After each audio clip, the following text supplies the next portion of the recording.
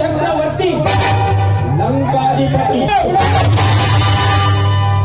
ఈ నామము పుణ్యోకానికి ముచ్చమటలు పట్టను ఏ నామము అష్ట కష్టాలు పడతలు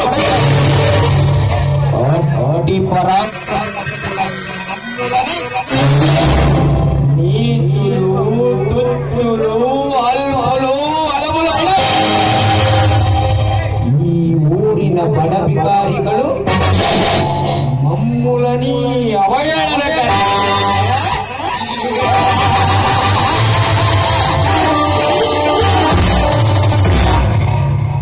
ఇప్పుడే నా ఎలాగంటా విడిచి వాడి శ్రేష్టను ముక్కలు ముక్కలుగా నరకగొట్టే నా పేరు పరమ శివ భక్తుడు రావణాసురుడే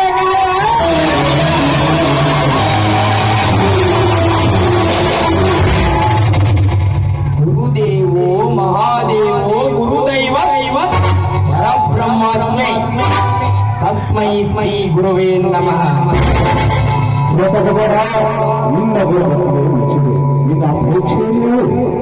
ಗುರುಗಳೇ ನನ್ನ ಅಪೇಕ್ಷೆ ಹಗಲಲ್ಲಾಗಲಿ ಇರುಳಲ್ಲಾಗಲಿ ಭೂಮಿಯ ಮೇಲಾಗಲಿ ಬಾನಲ್ಲಾಗಲಿ ಮನೆಯ ಒಳಗಾಗಲಿ ಹೊರಗಾಗಲಿ ವಸ್ತ್ರಗಳಿಂದಾಗಲಿ ಶಸ್ತ್ರಗಳಿಂದಾಗಲಿ ಪುರ ನರ ಗರುಡ ಗರುಡ ಕಿನ್ನ ಕೆನ್ಪುರುಷ ಯಕ್ಷಾರಾಜಿ ಆಗಿ ಯಾವುದೇ ಜೀವಿಯಿಂದಾಗಲಿ ನನಗೆ ಮರಣ ಬಾರದಂತೆ ಅನುಗ್ರಹಿಸಬೇಕು.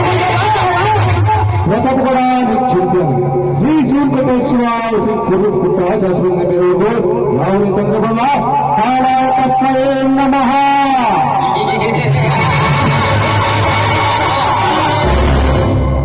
ಇನ್ನು ನನಗೆ ಸಮನ ನನ್ನ ಪರಾಕ್ರಮಕ್ಕೆ ಸರಿಸಾಟಿಯಾಗಿ ನಿಲ್ಲಬಲ್ಲ ವೀರನು ಧೀರನು ಶೂರನು ಈ ಕಿಮೋನದಲ್ಲಿ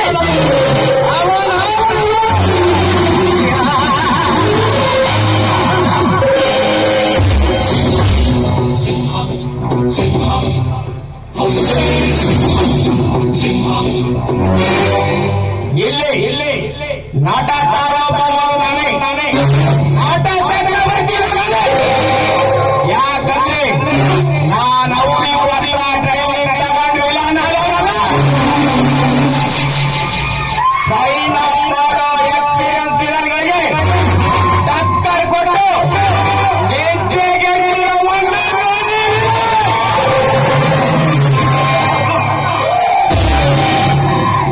ಶಿವರಾಮ ಎಲ್ಲೇ ಎಲ್ಲಕ್ಕೂ ಮುಂಚೆ ಕುಳಿದಾಗಲು ಎತ್ತ ಮೇಲೆ ಆಡಲು ಈ ಪಂಡಾಪುರನ ಇತಿಹಾಸದಲ್ಲೇ ಇಲ್ಲ. ಯಾಕಂದ್ರೆ ಇಲ್ಲಿ ಗೆದ್ದವನು ನಾನೇ, ಮುಂದೆ ಗೆಲ್ಲೋನು ನಾನೇ.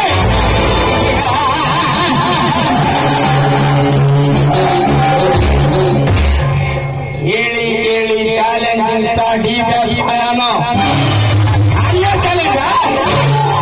ಈ ಸ್ವಾಮಿ ಕೊಟ್ಟೆ ವರ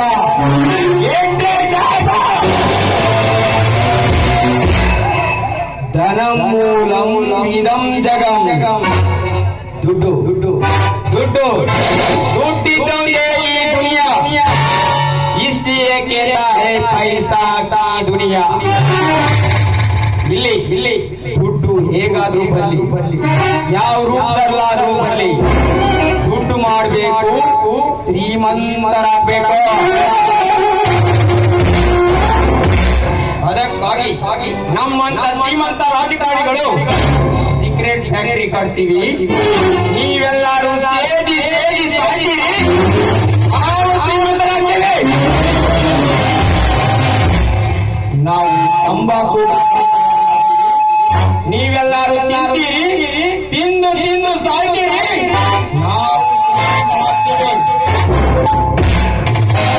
ನಾವು ಹಾದಿ ಬೀದಿಗೊಂದು ಬಾತಿಗಿದ್ದೀವಿ.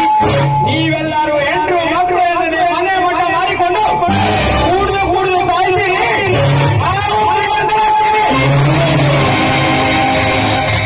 ಹಿಂಗ ಶ್ರೀಮಂತರಾಗ್ಬೇಕು.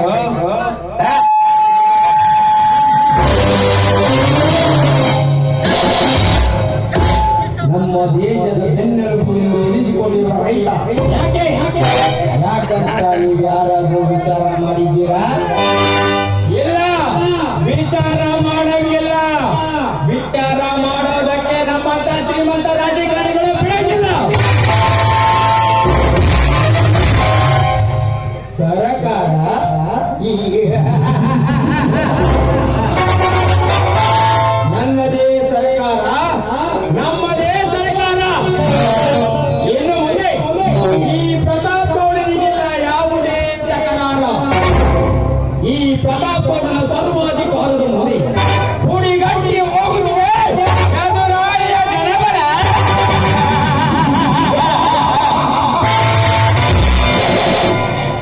50,000 ಓಟುಗಳ ಲೀಡಿನಿಂದ ಜಯ ಸಾಧಿಸುತ್ತೇನೆಂದು ಸಾವಿರಾರು ಜನರ ಗುಂಪನ್ನು ಕಟ್ಟಿಕೊಂಡು ಗಂಟೆಗಟ್ಟಲೆ ಭಾಷಣ ಬಿಗಿಯುತ್ತಿರುವ ಅಭಿವೃದ್ಧಿಯ ಅಧಿಕಾರ ಶಿವರಾಮ.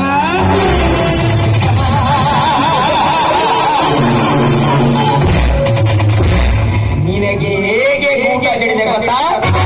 ನಿನ್ನ ಹಿಂದೆ ಇದ್ದ ಎಲ್ಲ ಲೀಡರ್ಗಳನ್ನು ಲಕ್ಷ ಲಕ್ಷ ಹಣ ಕೊಟ್ಟು ಒತ್ತಿಗೆ ಆಧಾರದ ಮೇಲೆ ಕೊಂಡುಕೊಂಡು ಸೋಲೇ ಇಲ್ಲದ ಸರದಾರನೆ ಎಲ್ಲುವರೇ ಕುದುರೆಯಂತೆ ಓಡುತ್ತಿದ್ದ ನಿನಗೆ ಕಡಿವಾಣ ಹಾಕಿ ನಿನಗೆ ಬರಬೇಕಾದ ಎಲ್ಲ ಮಲ್ಲಗಳನ್ನು ನಾನೇ ಗಿಟ್ಟಿಸಿಕೊಂಡು ಅದೇ 50,000 ಓಟುಗಳ ಲೀಡಿನಿಂದ ಜಯ ಸಾಧಿಸಿಬಿಟ್ಟೆ.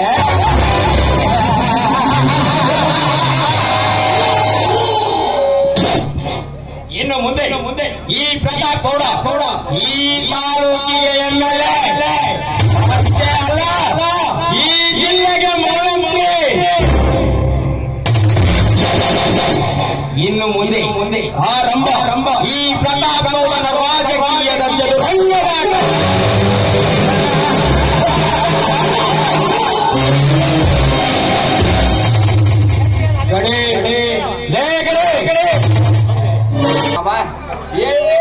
ನಿಮ್ಮ ರಾಜಕೀಯ ಚದುರಂಗ ಆಟದಲ್ಲಿ ಎಲ್ಲಿ ಸೌಂದರ್ಯರಿಗೆ ಅತ್ಯಂತ ನೋಡ್ರಿ ಗೋಳಾಟ.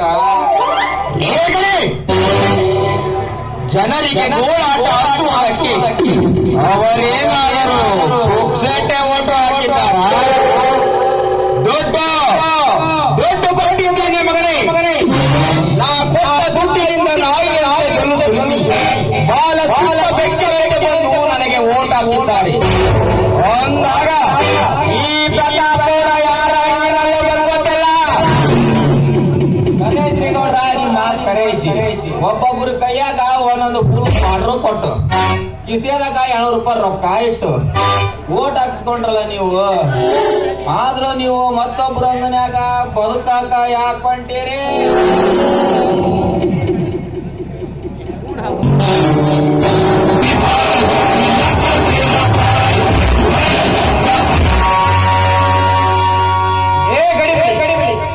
ಇದು ಕಲಿಯುಗ. ತಿನ್ನುವುದಕ್ಕೆ ದಂಡ, ನುಡಿಯುವುದಕ್ಕೆ ಹಣ್ಣ. ಕೈಯಲ್ಲಿ ಸ್ವಲ್ಪ ಖರ್ಚಿಗೆ ದುಡ್ಡು ಕೊಟ್ಟರೆ ಮಕ್ಕಳ ಮಲಗುವ ಹೆಣ್ಮಕ್ಳಿಯರ ತಲೆಯಾಡುವ ಬದುಕುವ ಮಕ್ಕಳು ಹುಟ್ಟಿರುವಾಗ ನಮ್ಮಂತ ರಾಜಕಾರಣಿ ವ್ಯಕ್ತಿಗಳು ಇದನ್ನ ನಮ್ಮ ಬಂಡವಾಳ ಮಾಡಿಕೊಂಡು ಬದುಕುಗಳಲ್ಲಿ ತಪ್ಪೇನಿದೆ?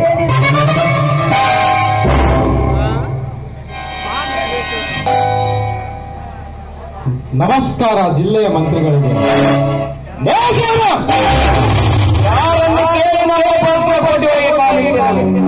ನಿಮ್ಮ ಅಂಗರಕ್ಷಕರ ಒಪ್ಪಿಗೆ ಪಡೆದುಕೊಂಡು ಬಂದೆ ಸಾಹೇಬ್ರೆ. ಯಾಕೆ ಗೌಡ್ರೆ, ಜಿಲ್ಲೆಯ ಮಂತ್ರಿಗಳಾದ ನಿಮ್ಮಂತವರ ಮನೆಗೆ ನಮ್ಮಂತ ಜನಸಾಮಾನ್ಯರು ಬರುವುದು ತಪ್ಪ? ಬರಬೇಕು ಶಿವರಾಮ್, ಬರಬೇಕು. ನಿಮ್ಮಂತ ಜನಸಾಮಾನ್ಯರ ಬೆಂಬಲ ಇರುವುದಲ್ಲದೆ ನಾನಿಂದು ಈ ಜಿಲ್ಲೆಗೆ ಒತ್ತುವರಿ ಸಚಿವನಾಗಿದ್ದು ಒಂದ ವಿಷಯ ಏನಿಲ್ಲ ಸಾಹೇಬ್ರೆ, ಈ ವರ್ಷ ಮಳೆ ಇಲ್ಲ, ಬೆಳೆ ಇಲ್ಲ, ಒಂದು ಹೊತ್ತು ಊಟಕ್ಕೂ ಸಹಿತ ಗತಿ ಇಲ್ಲದೆ ಕಂಗಾಲಾಗಿದ್ದಾನೆ ರೈತ. ಬರಗಾಲ ಬಿದ್ದ ಈ ನಾಡಿನ ಸ್ಥಿತಿಯನ್ನು ತಾವೊಮ್ಮೆ ಗಮನಿಸಿ. ಅಸೆಂಬ್ಲಿಯಲ್ಲಿ ಕುಳಿತಾಗ ಮುಖ್ಯಮಂತ್ರಿಗಳ ಗಮನಕ್ಕೆ ತರಬೇಕೆಂದು ಹೇಳುವುದಕ್ಕೆ ಬಂದು. ನೋಡು ಶಿವರಾಮ್, ಇದು ನನ್ನ ಜಿಲ್ಲೆ. ನನ್ನ ಜಿಲ್ಲೆಯ ಜನರ ಕಷ್ಟ ನಷ್ಟ ಏನೆನ್ನುವುದು ನನಗೆ ಚೆನ್ನಾಗಿ ಗೊತ್ತು. ಅದು ಅಲ್ಲದೆ ಈ ವಿಷಯದ ಕುರಿತು ನಾನು ನಿನಗಿಂತಲೂ ಮುಂಚೆ ಮುಖ್ಯಮಂತ್ರಿಗಳೊಡನೆ ಚರ್ಚೆ ಮಾಡಿದ್ದೇನೆ. ಹೌದಾ? ತುಂಬಾ ಒಳ್ಳೇದಾಯ್ತು ಸಾಹೇಬ್ರೆ. ಮುಖ್ಯಮಂತ್ರಿಗಳು ನಮ್ಮ ಜಿಲ್ಲೆಗೆ ಪರಿಹಾರ ಕೊಡುವುದಕ್ಕೆ ಒಪ್ಪಿಕೊಂಡ್ರ? ಇಲ್ಲ ಶಿವರಾಮ್, ಇಲ್ಲ. ಸರ್ಕಾರದಲ್ಲಿ ದುಡ್ಡು ಇಲ್ಲ. ಯಾವ ಜಿಲ್ಲೆಗೂ ಕೂಡ ಪರಿಹಾರ ಕೊಡುವುದಕ್ಕೆ ಆಗುವುದಿಲ್ಲವೆಂದರು. ಅದು ಹೇಗೆ ಸಾಹೇಬ್ರೆ? ಮುಖ್ಯಮಂತ್ರಿಗಳು ಆ ರೀತಿ ಮಾತನಾಡುವುದಕ್ಕೆ ಸಾಧ್ಯವಿಲ್ಲ. ಮುಖ್ಯಮಂತ್ರಿಗಳು ಮಾತನಾಡಿ ನನ್ನ ಅಣ್ಣನೇ ಈ ರೀತಿ ಮಾತನಾಡಿದ ನಿಮಗೆ ಬೇಕಾದ ಹಣ ಮಂಜೂರು ಮಾಡುವುದಕ್ಕೆ ಮುಖ್ಯಮಂತ್ರಿಗಳು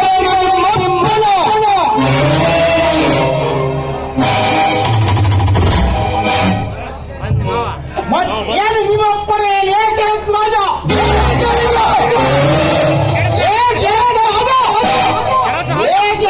ಆಡಿ ಗಂಟೆರವರು ಹರಿದುಕೊಳ್ಳುತ್ತೀರಿ.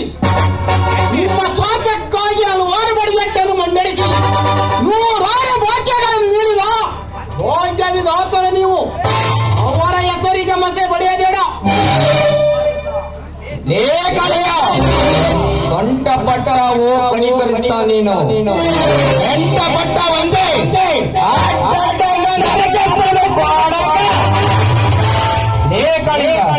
ಯಾಕಲೇ ಮಗನ ಮೈಯಾಗಿನ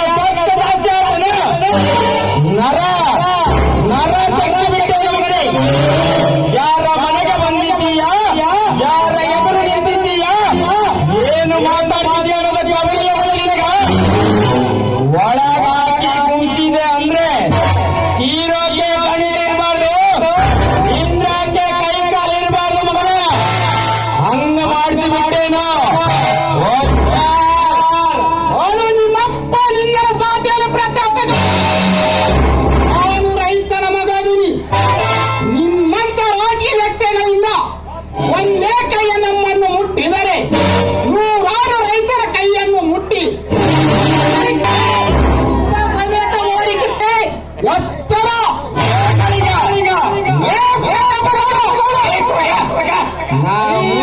ತೊಡೆ ತಟ್ಟ ಕೊಡದರ ತೊಡ ತಡಿತೆ ತೊಡ ನಡ ರಡ ರಂಡನೆ ಮುಕ್ಕರ ಮುಕ್ಕರಿಗೆ ನಡಕೆ ಅಂತ ತೊಡ ಏದಿ ನಡ ಏದಿ ಅಂಡಿ ನೀ ಬೆಳ್ಳನ ಕೂಡ ತೆಗೆದ್ರ ಕೊಡಕ ಕೈಯನ್ನು ಎತ್ತರ ಬೇಡ. ಕಾರದ ಪುಡಿ ಜೋಳದ ರೊಟ್ಟೆ ತಿಂದು ಬೆಳೆದ ಗಟ್ಟಿ ಹುಲಿಯೋನು. ರಾಜಕೀಯ ವ್ಯಕ್ತಿಗಳಿಂದ ನಿವೃತ್ತ ಹೊಂದಿದ್ದೀರಿ. ಒಳ್ಳೆಯ ಮಾತಿನಿಂದ ಹೇಳ್ತೇನೆ, ಬಡವರಿಗೆ ಕೊಡು ಪರಿಹಾರದ ನಿಧಿಯನ್ನು. ಪರಿಹಾರದ ನಿಧಿ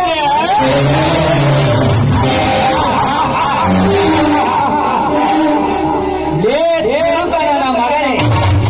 ಅಣ್ಣ ತಮ್ಮ ಮೂವರು ಕೂಡಿ ಬೆಳಿಗ್ಗೆ ಆದರೆ ಓಣಿದು ಕಟ್ಟೆಯನ್ನು ಹಿಡಿದು ತುತ್ತು ಅನ್ನಕ್ಕೂ ಬಿಚ್ಚಬೇಡಿ ತಿನ್ನವ ನಾಯಿಗಳ ಪರಿಹಾರವಿದೆ.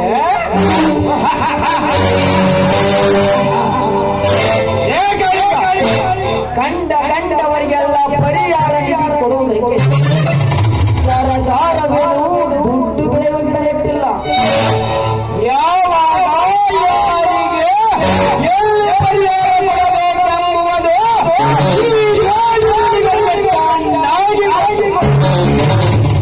ನೋಡಿ ಸಾಹೇಬ್ರೆ, ನನ್ನ ತಮ್ಮ ಈ ರೀತಿ ಮಾತನಾಡಿದನೆಂದು ತಪ್ಪು ತಿಳಿಯಬೇಡಿ. ರೈತರು ಕಷ್ಟದಲ್ಲಿದ್ದಾರೆ. ತಮ್ಮ ಕ್ಷೇತ್ರದಲ್ಲಿ ದಿನಕ್ಕೊಬ್ಬರು ಹಸುವಿನ ಬಾಧೆಯನ್ನು ತಾಳಲಾರದೆ ನೇಣು ಹಾಕಿಕೊಂಡು ಸಾಯುತ್ತಿದ್ದಾರೆ. ದಯವಿಟ್ಟು ದಯಾಳುಗಳಾದ ತಾವು ಜನರ ಸಾವಿನ ಸರಸವಾಡುವುದನ್ನು ಸಹಾಯ ಮಾಡಿ ನಿಮ್ಮ ಕಾಲಿಡಿದು ಬೇಡಿಕೊಳ್ಳುತ್ತೇನೆ.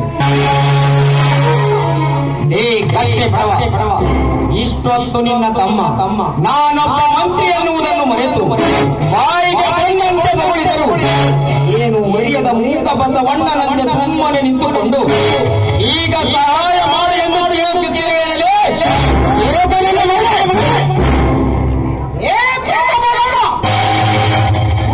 ಪ್ರಚಂಡ ಕಂಡು ಬೇರುಂಡು ಈ ಕಾಲಿಂಗ ಸರ್ಪದಂತ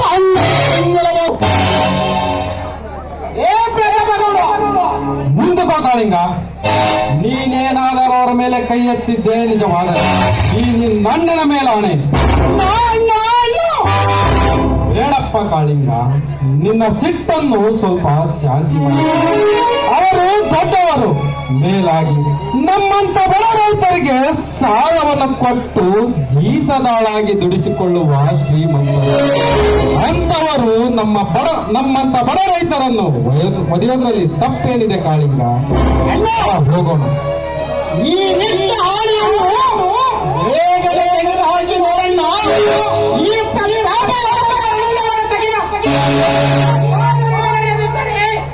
ನನ್ನ ಹೆಸರು ಕಾಳಿಂಗನೇ ಅಲ್ಲ. ಬೇಗನೆ ತೆಗೆದು ಹಾಕಿ ನೋಡಣ್ಣ ಈ ನಿಟ್ಟ ಹಾಳೆಯನ್ನು. ಬೇಡ ಕಾಳಿಂಗ, ಬೇಡ. ನಿನ್ನ ಧೈರ್ಯ ಶಕ್ತಿ ಏನೆಂದು ನನಗೆ ತಿಳಿದಿಲ್ಲವೇ? ನೋಡು ನಿನ್ನಣ್ಣನ ಮಾತಿಗೆ ಬೆಳಕಬಹುದಾದರೆ ಮರು ಮಾತನಾಡದೆ ಸುಮ್ಮನೆ ನನ್ನ ಜೊತೆ ಬಾ.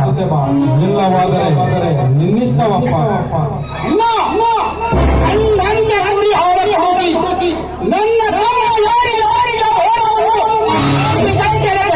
ತಿಳಿಸಿ ಅಣ್ಣನ ಮಕ್ಕಳ ಎದುರಿಗೆ ಏಡಿಯಾಗಿ ನಿಲ್ಲುವಂತೆ ಮಾಡಿದ ನಾನು. ಕಾಳಿಂಗ, ಇದು ನಿನಗೆ ತಿಳಿಯುವ ಮಾತಲ್ಲಪ್ಪ. ಬಾ, ಹೋಗೋಣ. ಹೋಗಿ ಬರಬೇಕಾದ್ರೆ ನನ್ನ ಮಕ್ಕಳೇ ಹೋಗಿ. ನೀವು ಈ ಊರಲ್ಲಿ ಯಾರನ್ನು ಬೇಕಾದರೂ ಎದುರಾಕಿಕೊಂಡು ಬದುಕಬಹುದು. ಆದರೆ ಈ ಜೋಡಿಗಳನ್ನು ಎದುರಾಕಿಕೊಂಡು ಬದುಕುವುದು ನಿಮ್ಮ ಜೀವನದಲ್ಲೇ ಇಲ್ಲ. ನಿಮ್ಮಂತವರನ್ನು ಎಷ್ಟು ಮಂದಿ ನೋಡಿಲ್ಲ ನಾನು. ಗೌಡ್ರ ಮಿಕ್ಕಿದ ಮಗದನ್ರಿ ಅವ. ಎಲ್ಲಿ ನಿಮ್ಮದು ಹೆಂಗರಿದ್ದಂತೇನೆ ಮಾಡಿದ್ದೆ. ಎಲ್ಲ ಅದು ಎಗರೋದು ಗೌಡ್ರ ಅದೇ ರೀ ನಿಮ್ಮ ರುಂಡ. ನನ್ ಮಗ ಕಾಳಿಂಗ ಸಣ್ಣ ಮಗ ಅಲ್ರಿ. ಅವ ಏನಾರ ಕೈ ಎತ್ತಿನಂದ್ರ ಕಲಸ. ನೀವೇನಾರ ಉಳಿದು ಬಂದಿರಪ್ಪ ಅಂದ್ರ ನಿಮ್ ಆಡದ ತಾಯಿ ತಣ್ಣಗೈತ್ ನೋಡ್ರಿ. ಅದಕ್ಕ ಬದಿಕ್ ಬಂದಿರಿ.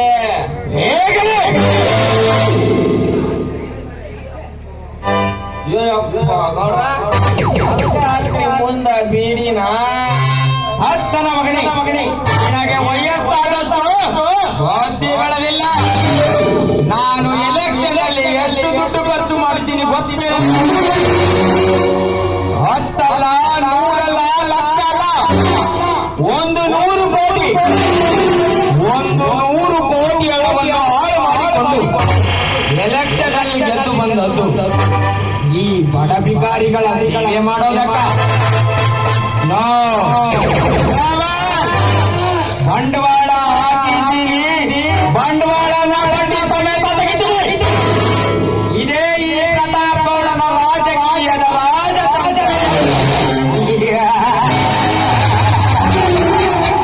ಮುಂದಿನ 5 ವರ್ಷಗಳಲ್ಲಿ ಈ ಪ್ರತಾಪ್ ಗೌಡ ಸಾವಿರಾರು ಕೋಟಿಗಳ ಒಡೆಯ.